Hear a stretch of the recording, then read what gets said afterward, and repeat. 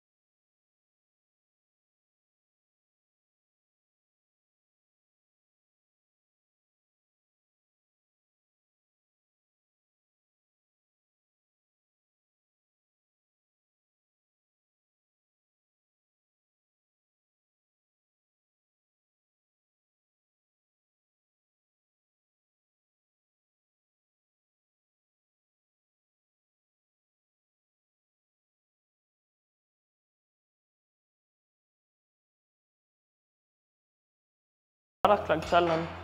12.00. Jeg glæder mig. Det kan altså lige bo imens alt det der, det står og hygger sig. Det kan jeg ikke lige kan se, men det andet kamera, det står altså lige ovenpå. Fordi jeg ikke lige får taget det ned. Så finder jeg lige noget kokosmælk frem, 2 sekunder. Whoopsa. Det er jo. Lad mig lige se væske over. Kan du ikke spille Rocket League? Det finder vi ud af på lørdag.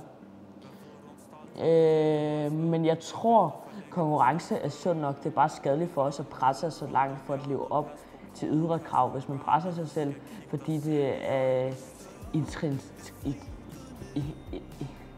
intrinsisk motiveret, så er det jo godt nok meningsfuldt og spændende.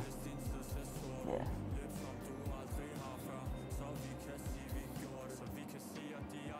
Intrinsisk. Det er sådan, at det er indre, at det er en selv, der motiverer sig, og ikke at det er andre rundt om en, der siger, det er godt nok, du kan godt gøre det. Ja.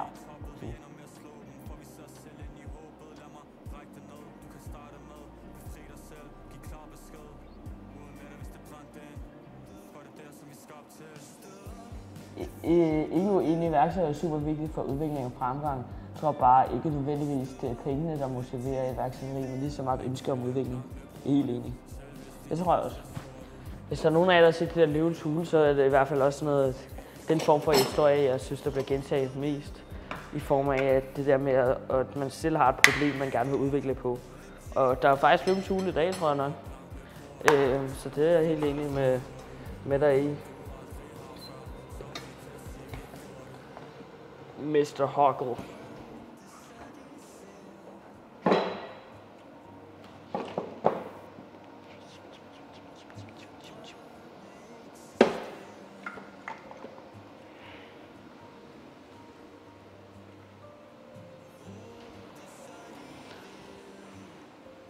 Mister? Mister. Det er dit navn nu, Hoggle. Tag det eller lad være. Vil du hellere hedde Psycho Hoggle?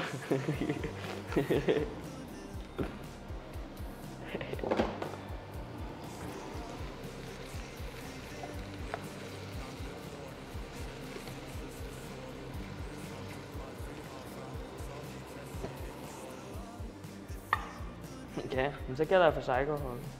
Hvad så styringen? Har du skrevet noget, jeg ikke har læst, eller hvad? Jeg kan huske, at jeg engang havde brug for nogle snacks. Den tog jeg og åbnede sådan en her. Og så spiste jeg den rent med ske, så sad jeg bare. Altså, det var meget mystisk, men det smagte faktisk overraskende godt.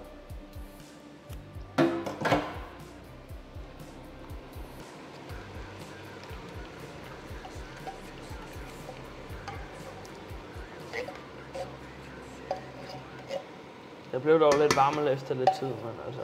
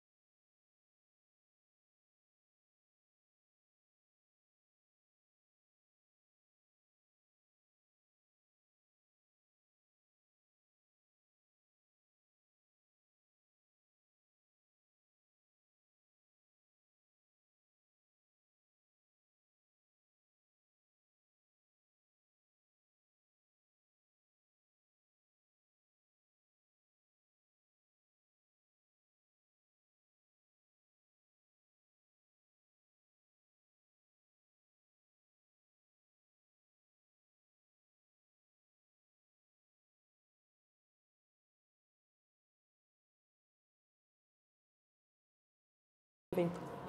Og så snakker jeg ikke mere med hende.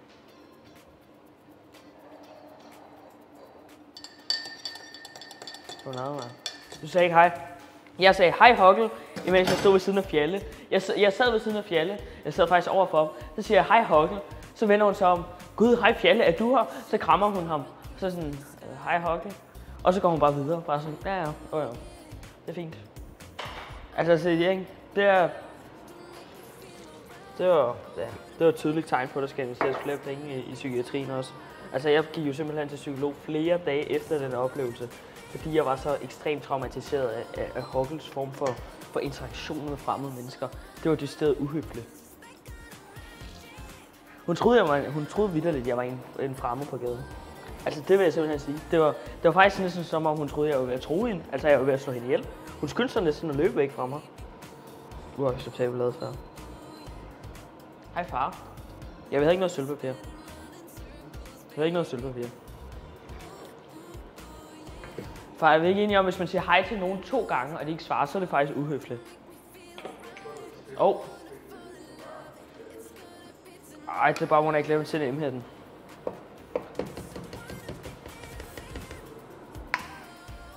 Jeg troede, det var en af mine pæne. Det er min fødselsdag i dag. Tillykke, Krib. Fordi du er så ung, ej, så underligt for mig, altså unge mennesker i CC-området. Ja, det er vildt nok. Det er fair nok, Hokkel. Det er typisk Hokkel. Hun er bare så arrogant. Det er helt vildt. Altså Hokkels psykologtimer, det bliver bare, hvor hun snakker om sig selv. Hun er faktisk arrogant, hun ikke kan se det, hun snakker med. Okay.